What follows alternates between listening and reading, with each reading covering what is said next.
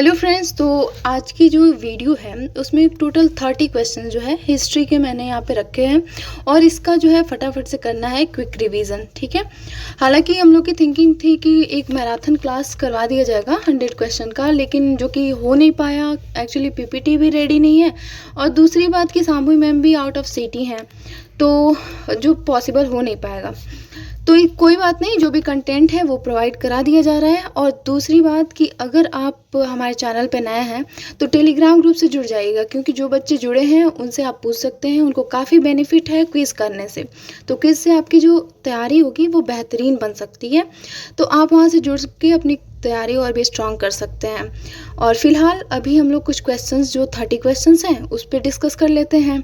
और दूसरी बात, जो भी आपको कंटेंट्स मिले हैं अभी तक, जो भी आपके मटेरियल आपके पास अवेलेबल है, उसको ही बस आप 2-3 बार रिवाइज कर लीजिए। कल आपका एग्ज़ाम है, तो जो भी आपको आपके पास है, मेरे ही वीडियोस नहीं, जहाँ से भी आपने प्रिपरेशन किया है उसको 1-2 बार रिवाइज कर लीजिए बस। और इतना घबराने वाली तो बात बिल्कुल भी नहीं है, क्योंकि जो आपका पेपर है वो इतना भी टफ़ नहीं आ रहा है। टफ़ क्या मतलब, ईजी आ रहा है। मैं कहूँगी, मैं ये चीज़ बार बार रिपीट कर रही हूँ कि आप पीवाईक्यू कर लीजिए। प्रीवियस ईयर क्वेश्चन जो है इतना बेनिफिट है, और इस बार एग्जामिनर जो है मैक्सिमम क्वेश्चन जो है वहीं से दे रहा है। ठीक है, तो वो काफ़ी इंपॉर्टेंट है, तो उसको आप कर लीजिएगा। ठीक है, तो अभी तो ये बात रही, कुछ डिस्कशन हो गया, अब हम क्वेश्चन पे आते हैं और फटाफट से देखते हैं। तो देखिए, पहला क्वेश्चन है, बुनियादी शिक्षण प्रतिमान के कितने घटक हैं।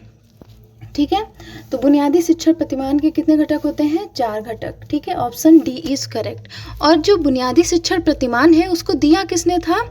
तो ग्लेसर ने। ठीक है, रॉबर्ट ग्लेसर, इसको याद रखिएगा। चलिए नेक्स्ट क्वेश्चन देखिएगा। विराम, दृष्टि, संपर्क तथा प्रत्युत्तर दाता का चयन किस कौशल के घटक है?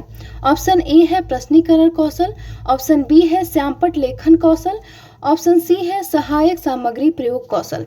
ठीक है, तो इसका जो राइट आंसर हो जाएगा ऑप्शन नंबर ए, प्रश्नीकरण कौशल। देखिए, जो विराम, दृष्टि, संपर्क तथा प्रत्युत्तर दाता का जो चयन होता है वो किस कौशल के घटक होते हैं? प्रश्नीकरण कौशल के। ओके, नेक्स्ट क्वेश्चन देखिएगा।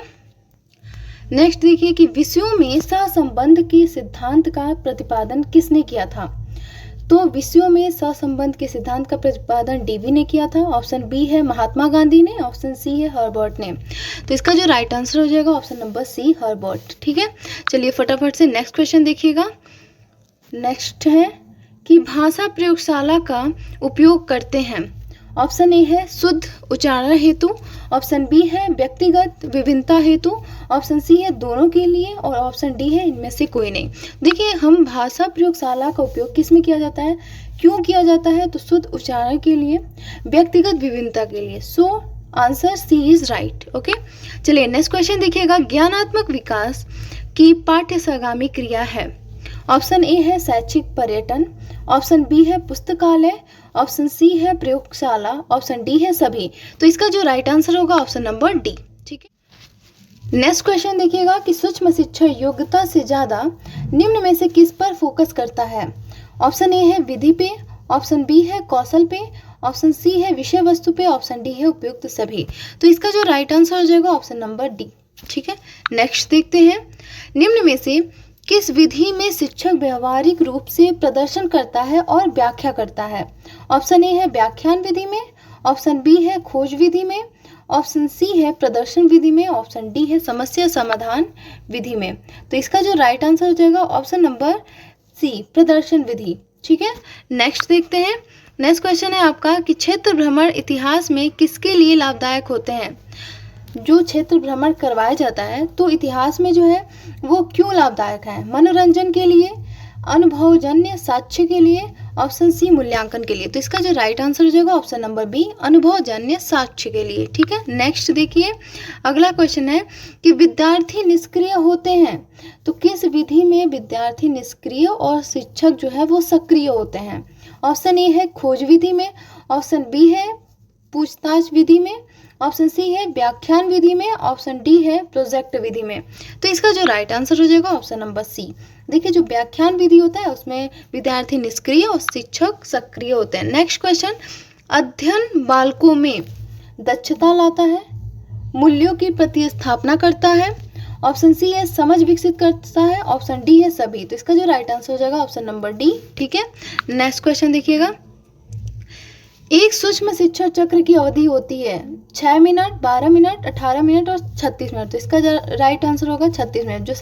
जो साइकिल चलता है सूक्ष्म शिक्षा का, माइक्रो टीचिंग का, वो 36 मिनट का होता है। नेक्स्ट देखिए, इतिहास घटनाओं या विचारों की उन्नति का सुसंबद्ध विवरण है। ये जो कथन है किसका है?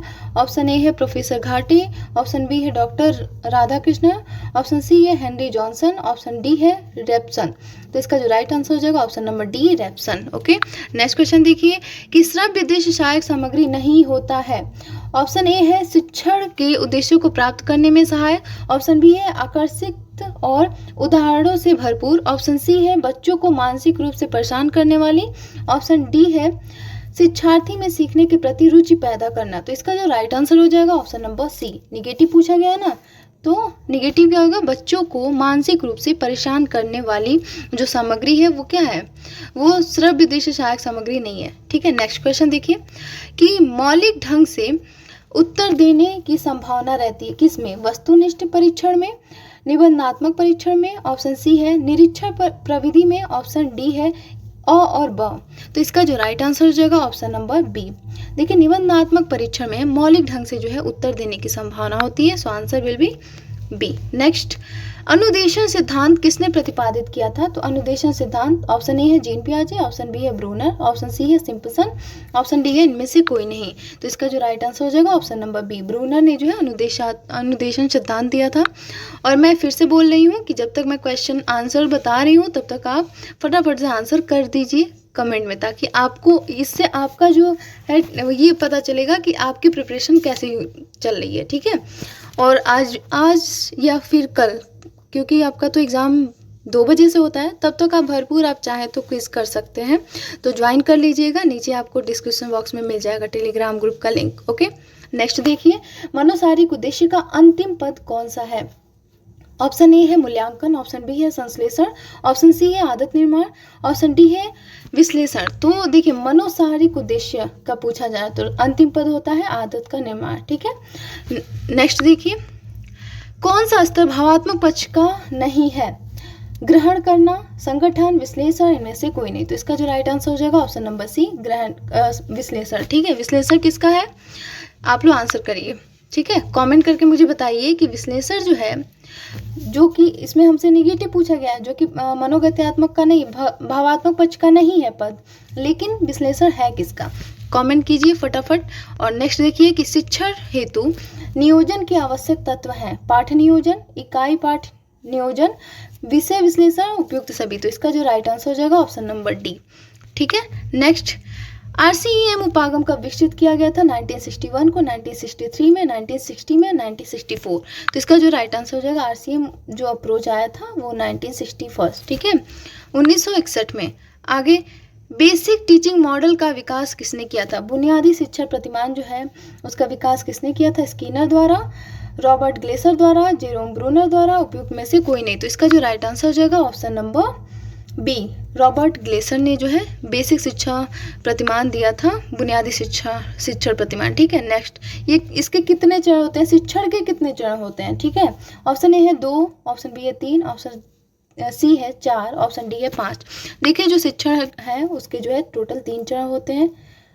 3 चरण होते हैं। यहाँ पे देखिए मिस्टेक हुआ है, आप ध्यान दीजिएगा। ठीक है, 3 चरण होते हैं।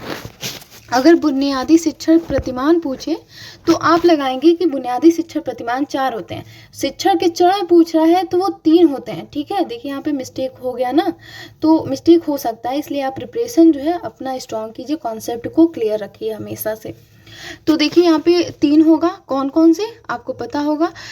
पूर्व क्रियावस्था, दूसरा है आपका अंतः क्रियावस्था और तीसरा है उत्तर क्रियावस्था। ठीक है, अब नेक्स्ट देखिए, अगेन उसी से रिलेटेड है क्वेश्चन। शिक्षण का अंतिम चरण कौन सा है?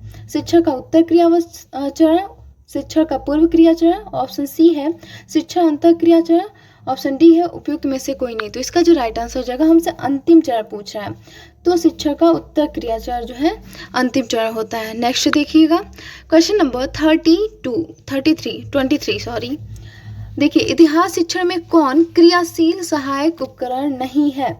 ऑप्शन ए है चलचित्र, ऑप्शन बी है ऐतिहासिक पर्यटन, ऑप्शन सी है संग्रहालय परिदर्शन, ऑप्शन डी है नाट्यकरण। तो इसका जो राइट आंसर हो जाएगा चलचित्र। चलचित्र जो है इतिहास शिक्षण में क्रियाशील सहायक उपकरण नहीं है। नेक्स्ट देखिए, पत्र लेखन आता है किसमें? मौलिक रचना में, लिखित रचना में, प्रश्नोत्तर में, अभिनय में। देखिए जो प्रश्न लेखन होता है, पत्र लिखना, पत्र लिखते हैं ना, तो वो लिखित रचना होता है। नेक्स्ट देखिए, क्वेश्चन बहुत ही सिंपल पूछा जा रहा है, इसलिए आप बिल्कुल भी पैनिक ना होइएगा, एकदम आराम से जाइए नॉर्मल और अपना एग्ज़ाम दीजिएगा। आप सभी का एग्ज़ाम बेस्ट होगा। और बस अभी रिवीजन करिए। कथात्मक इतिहास का जनक किसे माना जाता है? तो हेरोडोटस को। ठीक है, नेक्स्ट देखिए, अगला है संज्ञानात्मक डोमेन का वर्गीकरण प्रस्तुत किया था। तो आपको पता ही है, इसको तो आपने शिक्षण के सिद्धांत में भी खूब पढ़ा था, ब्लूम के द्वारा हुआ था। ठीक है, ब्लूम ने जो है संज्ञानात्मक डोमेन का वर्गीकरण किया है। नेक्स्ट देखिए, कौन सा घटक प्रस्तावना कौशल से संबंधित नहीं है? ठीक है, ऑप्शन ए है कथनों एवं प्रश्नों का छात्रों के पूर्व ज्ञान से संबंध, दूसरा है कि विचारों, कथनों एवं प्रश्नों में श्रृंखलाबद्धता, ऑप्शन सी है छात्र ध्यान एवं रुचि आकर्षण, ऑप्शन डी है विस्तृत सूचना प्राप्ति। तो देखिए जो विस्तृत सूचना प्राप्ति है वह प्रस्तावना कौशल से संबंधित नहीं है। नेक्स्ट देखिए, उत्तम श्यामपट्ट लेखन की क्या विशेषता है? ऑप्शन ए है स्वच्छ, सुंदर एवं स्पष्ट लेखन, ऑप्शन बी है लिखावट की स्पष्टता, ऑप्शन सी है सीधी लिखावट, और डी है उपयुक्त सभी। तो इसका जो राइट आंसर हो जाएगा ऑप्शन डी। ठीक है, नेक्स्ट क्वेश्चन है कि शिक्षण की कौन सी विधि शिक्षक केंद्रित नहीं है? यहाँ पे टीचर सेंटर जो मेथड है वो कौन सा नहीं है? व्याख्यान विधि, व्याख्यान तो होता ही है, प्रदर्शन विधि भी होता है और ऐतिहासिक विधि भी होता है, लेकिन जो समस्या समाधान विधि है वो चाइल्ड सेंटर्ड होता है। सो आंसर क्या हो जाएगा? D is right. नेक्स्ट देखिए, डैश भविष्य का इतिहास होता है, यह सही, मतलब आपको सही विकल्प चुनना है। आज का नागरिक शास्त्र, आज का अर्थशास्त्र, आज का साहित्य, उपयुक्त सभी। तो इसका जो राइट आंसर हो जाएगा ऑप्शन नंबर डी। सो बस आप अपने प्रिपरेशन करते रहिए और रिवाइज कर लीजिए इसको 2x पे करके। और जो भी वीडियो आपके पास है और आपने पहले से देख रखा है या किसी और चैनल से पढ़ रहे हैं तो उसको बस रिवाइज कीजिए, क्योंकि कल आपका एग्ज़ाम है। और क्विजेज़ के लिए ज्वाइन कर लीजिएगा। अगेन मैं बोल रही हूँ, टेलीग्राम ग्रुप का लिंक आपको नीचे मिल जाएगा, उसको ज्वाइन कर लीजिएगा, काफ़ी फ़ायदा होगा, क्योंकि बच्चों से आप पूछ सकते हैं, बहुत सारे क्वेश्चन जो है वहाँ से आपको ईजिली मिल जाते हैं। ठीक है, एग्ज़ाम में। तो बस ऑल द वेरी बेस्ट आप सभी को। Bye bye, take care.